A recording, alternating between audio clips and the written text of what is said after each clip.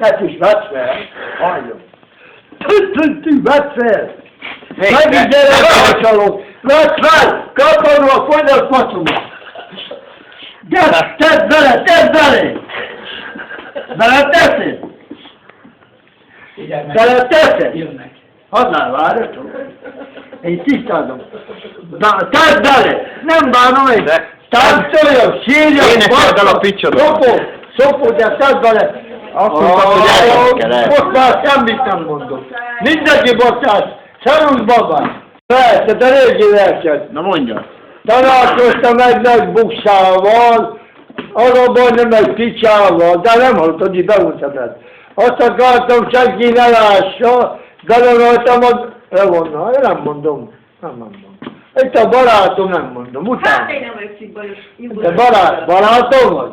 Behúgyja a szemét. Mondja tovább. Nem, barátnyaltam egy olyan szörös picsába. Nem meg ezt az óron beledugljam. Inkább azt mondta, hogy kinyaljam, kicsinálok kis. Még ezt többet nem csinálom, csókol meg nekem is a barátom. Akármilyen barát magán lehet, ez a jó picsába csak utána sztár lehet. Szerint Gyuri. Korrekt? Korrekt? Vedd fel, felvetted? Akármilyen Bolond Gyuri vagyok én. A nőket csak szeretem én. Nem bánom, akár még csinálja, ha akarja a rágatat, jó, mondjam?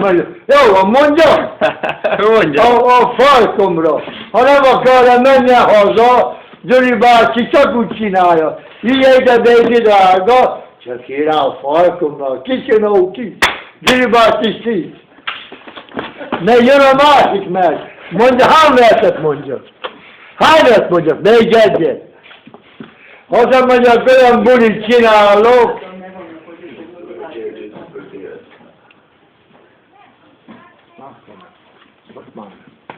Mindjárt. Na most miért ment ki? Most már nem mondja a verset. Ha mondja már a verset. Itt a Erika. Azért. Becsukta a szemét, nem hallja. Jó van, na, hadd mondjak valami szépen. Hiába te vagy a kedvesem, de jó, mondok valamit, de tudok figurálni? Tudok? Jó. Gyula, csináljak babynek egy kávét, úgyis utána mindent, elcsütöm mindent.